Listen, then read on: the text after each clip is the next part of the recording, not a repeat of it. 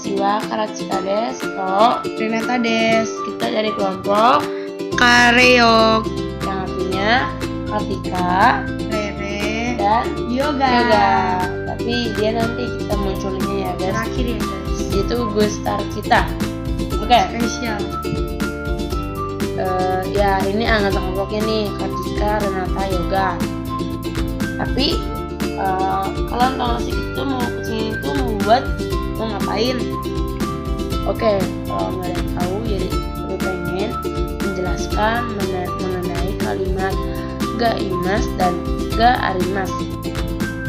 Itu pengen ngejabarin perbedaan-perbedaannya. Soalnya tuh masih banyak orang-orang tuh kayak nggak ngerti apa sih bedanya, gimana sih ngegunain kalimat tersebut, penempatannya di mana dan lain-lain. Nah, maka dari itu kita akan membacakan tujuan pembelajaran yang akan kita sampaikan pada video pembelajaran kita kali ini. Ya. Oke, tujuan pembelajarannya akan dibacakan oleh Renata. Di sini saya akan menjelaskan tentang tujuan pembelajaran pada hari ini.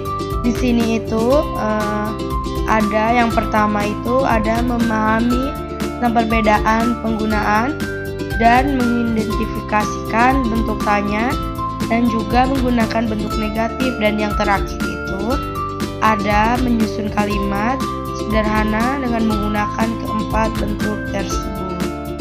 Dan selanjutnya akan dijelaskan lebih tepat lagi oleh saudara Kartika. Oke, jadi memahami perbedaan penggunaan dalam kalimat imas dan arimas. Terus lanjutin lagi mengidentifikasi bentuk tanya dalam bentuk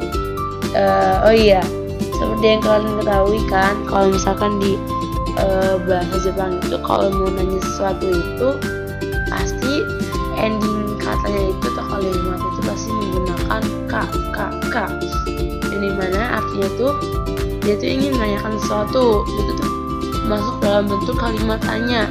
Jadi kalau endingnya k itu tuh pasti itu kalimat tanya, oke? Karena kita sini ingin menjelaskan mengenai imas dan arimas, jadi kalimat tanyanya itu imaska dan arimaska. Nah, kalau dalam bentuk negatifnya sendiri di bahasa Jepang itu kalau mau menyatakan bahasa sesuatu itu negatif, pasti ending kalimatnya itu tuh ada dan dimana kita bisa ketahui bahwa itu tuh dalam arti kalimat negatif seperti imasan dan arimasan. Oke, selanjutnya kita akan memasuki ke dalam ke dalam pengertian arimas dan imas. Oke, ya biar kita ngasih tahu, kita ngejabarin kalimat arimas dan imas itu artinya apa aja biar kalian bisa mengerti lagi ya. Akan dibacakan oleh Renata. Nah, di sini yang pertama itu pokoknya ada arimas. Di sini itu arimas itu sering digunakan ketika benda yang ada tidak bergerak dengan sendirinya. Itu seperti benda atau tumbuhan. Terus yang kedua itu ada imas, yang sering digunakan ketika sesuatu yang hadir bergerak sendiri, yaitu seperti orang, manusia, atau hewan.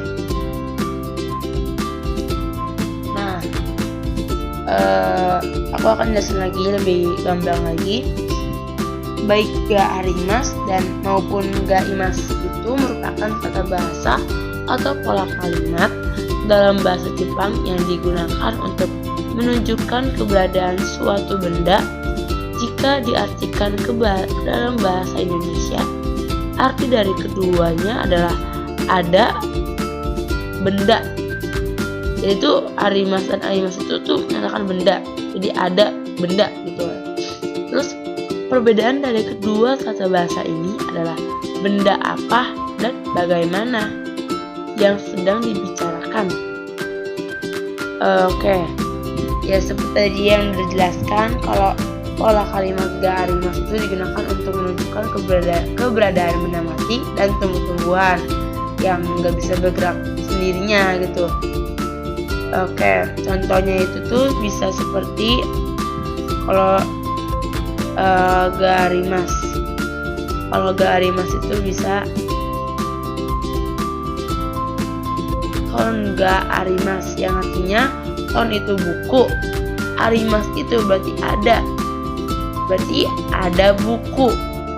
Nah, kalau misalkan pola kalimat ga arimas juga tadi kan dikasih juga kan untuk digunakan menunjukkan keberadaan benda hidup, baik orang maupun binatang yang masih bernyawa. Bahkan keberadaan hantu pun diutarakan dengan menggunakan ga arimas atau karere.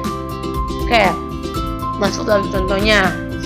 Contoh di sini itu adalah neko ga imas. Yang neko itu artinya kucing, imas itu adalah ada. Yang dimana mungkin di suatu tempat itu ada kucing, berarti aku tuh pengen asal kalau ada kucing, berarti artinya neko ga arimas gitu. Nah, kita akan membacakan pola kalimatnya. Ada kalimat tanya, kalimat positif, dan kalimat negatif. Oke, kalau kalimat tanya itu pasti ada objek, terus kalimat tanya imas ini ya, ada objek, terus ga imas ka. Kalau yang arimas, objek plus ga arimas ka. Kalau kalimat positif itu ada objek, ga imas. Kalimat negatif, kalimat positif yang arimas itu objek plus ga arimas.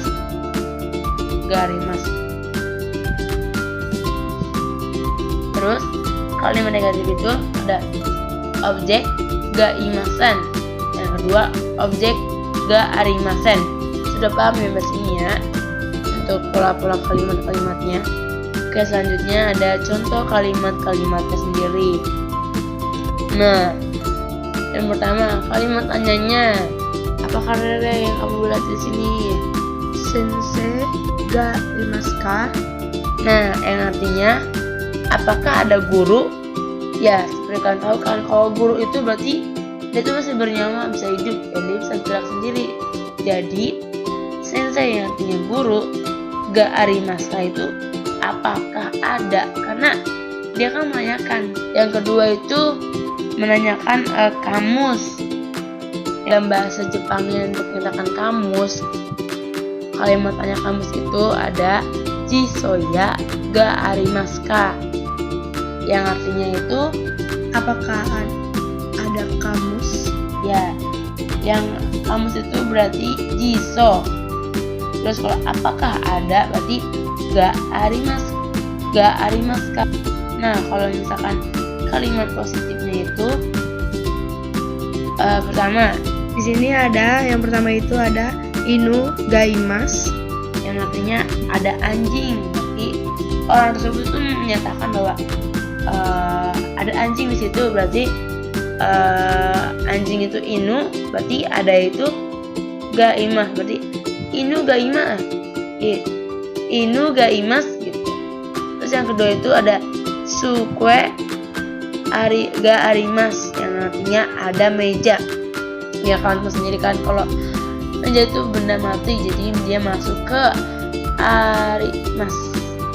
Oke, kalau kalimat negatifnya gimana tuh Kalere? Di sini ada yang kalimat negatifnya tori